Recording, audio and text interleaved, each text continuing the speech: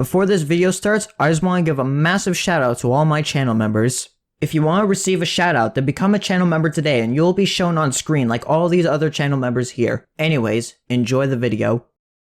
In version 15.1.1, we get to see the addition of the Demon Slayer collab, and along with it comes some brand new units. One of these units is Inosuke Hashibira, a skilled swordsman who developed his own styles of fighting, but how does this skill translate into the Battle Cats universe? Well, in this video, I want to go over his kit and see what he could bring to the battlefield. The footage of Inosuke is at level 40. To get us started, let's take a look at his stats. At level 30, Inosuke sports 81,000 HP and deals 22,950 damage with 5.1k DPS. He stands at 350 range with an Omni Strike that goes from negative 100 to 450 range. He sports a speed stat of 35, costs 3150 to send out, and has a cooldown of 84.53 seconds. Inosuke resists Black and Aku enemies with the 50% chance to knock them back and has the 30% chance to pierce shields. Inosuke is also a Behemoth Slayer and is immune to freeze and toxic. For Inosuke, there are two main groups of enemies where he has his uses. The first is against Black and Aku enemies. Inosuke being resistant against these two traits boosts their ability to tank their targets quite a bit. Against Aku, Inosuke's effective health jumps to 326,000 and against Black enemies, jumps to 408,000 health. This amount of health is on the tankier side of things, comparable to the likes of Kaiji Claws and Heavy Jack.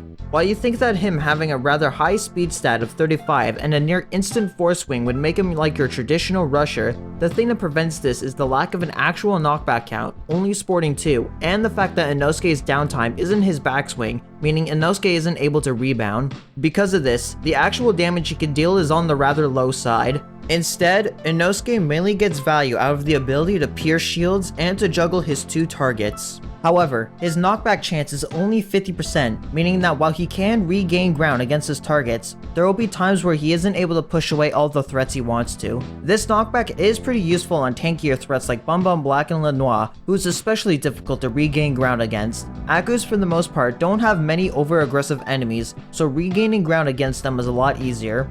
Their 30% shield piercing isn't the most reliable though, so if you're intent on using him, it's best to pair them with another shield piercer.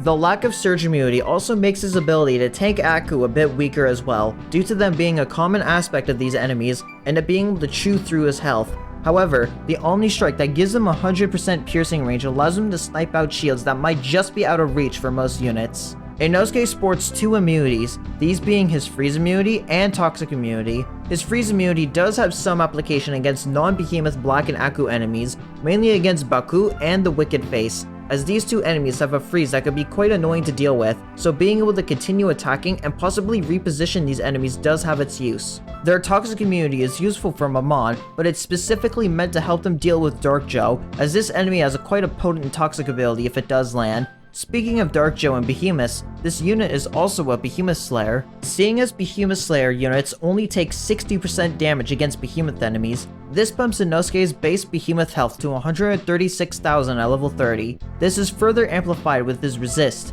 Against Aku Behemoth, this gives him an effective 544,000 health stat, and against Black Behemoths, this boosts his effective health to 680,000. His damage is also boosted by 2.5 times thanks to this ability, giving Inosuke an effective 57,000 damage with 12.8k DPS against Behemoths. In total, there are 3 Black and 2 Aku Behemoth enemies, in which he's good against all of them besides Kurokroc. This being due to the Crocodile's weaken reducing Inosuke's damage output by a significant amount, and the fact that Inosuke's knockback can cause him to attack again, which can easily snowball into a loss by virtue of Kurokroc being able to fire off a ton of powerful hits.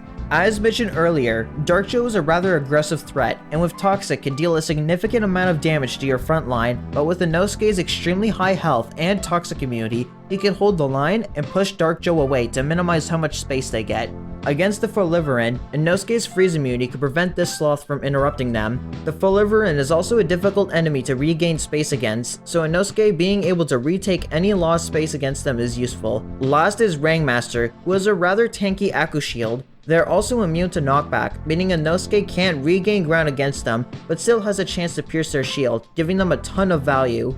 Belligerent and Dark Joe are some major walls in Behemoth content that could be tricky to overcome in the early game, but Inosuke is able to make this process a lot easier. However, there does come to a point where Inosuke's value as a Behemoth Slayer diminishes, as his damage compared to other late game Behemoth Slayers is far too low for the value it could provide, especially when compared to Esoteric Girl, whose ability to deal way more damage over time and provide amazing slow against Aku gives Inosuke a run for his money. So, how good is Inosuke?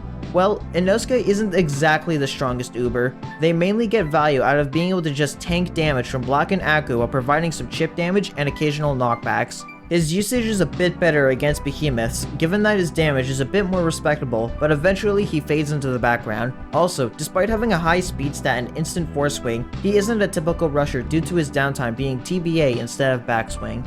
With all that said, I want to thank you for watching this analysis of Inosuke. If you thought this insight was interesting, then be sure to give it a like and subscribe to the channel if you enjoy Battle Cat's content, and comment down below your thoughts on them. I'd love to hear what you all think.